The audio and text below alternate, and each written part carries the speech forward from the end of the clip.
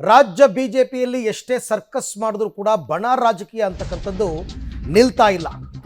Vijayendra versus Yatnal. ಈಗ ಯತ್ನಾಳ್ಗೆ CM ಕನಸಂತೆ. CM ಕನಸು ಹೊರಹಾಕಿದ್ದಾರೆ ಬಿಜೆಪಿ ರೆಬಲ್ ಶಾಸಕ ಯತ್ನಾಳ್.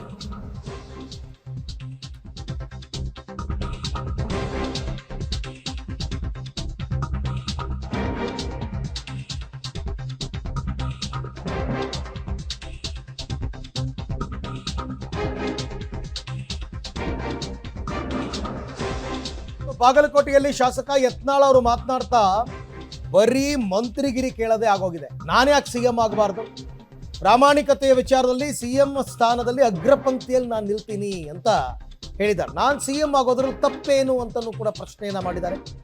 ಬರೀ ಮಂತ್ರಿಗಿರಿ ಕೇಳೋದೇ ಆಗೋಯ್ತು ನಮ್ಮ ಜೀವನ ಪೂರ್ತಿ, ಬಟ್ ನಾನು ಕೂಡ ಮುಖ್ಯಮಂತ್ರಿ ಆಗಬೇಕು.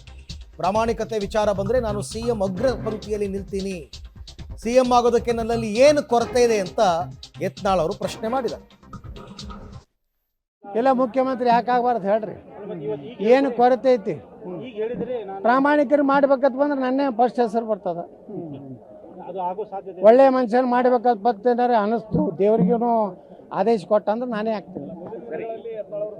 ಮಾಡಲಿಲ್ಲ ಅಂದ್ರೆ ಭಾಳ ಏನು ಹಳಾಳಿ ಮಾಡಿಕೊಂಡು ಆತ್ಮಹತ್ಯೆ ಮಾಡ್ಕೊತೀನಿ, ನಾನು ಪ್ರಾಣ ಕೊಡ್ತೀನಿ, ಸುಡ್ಗಾಡಿಲ್ಲ. ಈ ಹೋರಾಟವನ್ನ ತಾರ್ಕಿಕ ಅಂತ್ಯಕ್ಕೆ ಒಯ್ಯಬೇಕಂತ ಹೇಳಿ ಪಕ್ಷಾತೀತವಾಗಿ ಹೋರಾಟ ನಡೆದೈತಿ. ಮಾಡ್ಬೇಕು.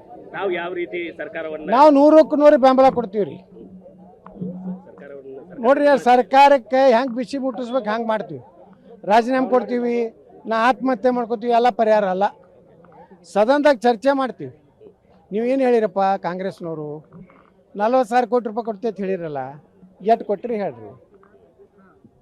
ನಾವು ಏನೋ ಅದನ್ನ ಕೇಳಾರ್ದೆ ಬರೀ ಪ್ರಾಣ ಕೊಟ್ಟರು ರಾಜೀನಾಮೆ ಕೊಟ್ಟರೆ ಏನು ಲಾಭ ಆಗ್ತೈತನ್ರಿ? ಮತ್ತು ಇಲ್ಲಿವರೆಗೆ 8 ಮಂದಿ ರಾಜೀನಾಮೆ ಕೊಟ್ಟಾರ ಜನರ ಸಲುವಾಗಿ. ಉಪಮುಖ್ಯಮಂತ್ರಿ ಡಿ.ಕೆ. ಶಿವಕುಮಾರ್ ಅವರು ಇಲ್ಲಿ ನಮ್ಮ ಉಪವಾಸ ಕೂಡುವಂಗ್ ಮಾಡ್ಯಾರ್ರಿ. ಆದ್ರೆ ಅವರು ಇಲ್ಲಿ ವಕೀಲ ನೀವು ಪತ್ರಕರ್ತರ ಯಾರು?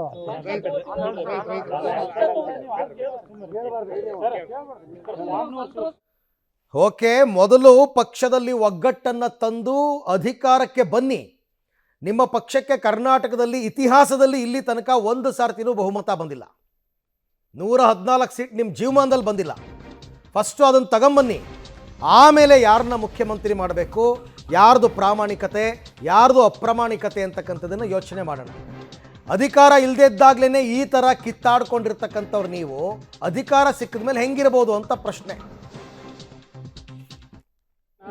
ಎಲ್ಲ ಮುಖ್ಯಮಂತ್ರಿ ಯಾಕಾಗಬಾರ್ದು ಹೇಳ್ರಿ, ಏನು ಕೊರತೆ ಐತಿ? ಪ್ರಾಮಾಣಿಕರು ಮಾಡ್ಬೇಕಂತ ಬಂದ್ರೆ ನನ್ನೇ ಫಸ್ಟ್ ಹೆಸರು ಬರ್ತದ. ಒಳ್ಳೆ ಮನುಷ್ಯನ ಮಾಡ್ಬೇಕಂತ ಬರ್ತೇನಾರೆ ಅನಿಸ್ತು, ದೇವ್ರಿಗೂ ಆದೇಶ ಕೊಟ್ಟ ಅಂದ್ರೆ ನಾನೇ ಆಗ್ತೀನಿ. ಮಾಡಲಿಲ್ಲ ಅಂದ್ರೆ ಭಾಳ ಏನು ಹಳಾಳಿ ಮಾಡಿಕೊಂಡು ಆತ್ಮಹತ್ಯೆ ಮಾಡ್ಕೊತೀನಿ, ನಾನು ಪ್ರಾಣ ಕೊಡ್ತೀನಿ, ಸುಡ್ಗಾಡಿಲ್ಲ. ಈ ಹೋರಾಟವನ್ನ ತಾರ್ಕಿಕ ಅಂತ್ಯಕ್ಕೆ ಒಯ್ಯಬೇಕಂತ ಹೇಳಿ ಪಕ್ಷಾತೀತವಾಗಿ ಹೋರಾಟ ನಡೆದೈತಿ. ಮಾಡ್ಬೇಕು. ನಾವು ಯಾವ ರೀತಿ ಸರ್ಕಾರವನ್ನ ನಾವು 100ಕ್ಕೆ 100 ಬೆಂಬಲ ಕೊಡ್ತೀವಿ ರೀ. ನೋಡ್ರಿ, ಸರ್ಕಾರಕ್ಕೆ ಹೆಂಗೆ ಬಿಸಿ ಮುಟ್ಟಿಸ್ಬೇಕು ಹಂಗೆ ಮಾಡ್ತೀವಿ. ರಾಜೀನಾಮೆ ಕೊಡ್ತೀವಿ, ನಾ ಆತ್ಮಹತ್ಯೆ ಮಾಡ್ಕೊತೀವಿ, ಎಲ್ಲ ಪರಿಹಾರ ಅಲ್ಲ. ಸದನದಾಗ ಚರ್ಚೆ ಮಾಡ್ತೀವಿ. ನೀವೇನು ಹೇಳಿರಪ್ಪ ಕಾಂಗ್ರೆಸ್ನವರು 40,000 ಕೋಟಿ ರೂಪಾಯಿ ಕೊಡ್ತೈತೆ ಹೇಳಿರಲ್ಲ, ಎಷ್ಟು ಕೊಟ್ಟಿರಿ ಹೇಳ್ರಿ.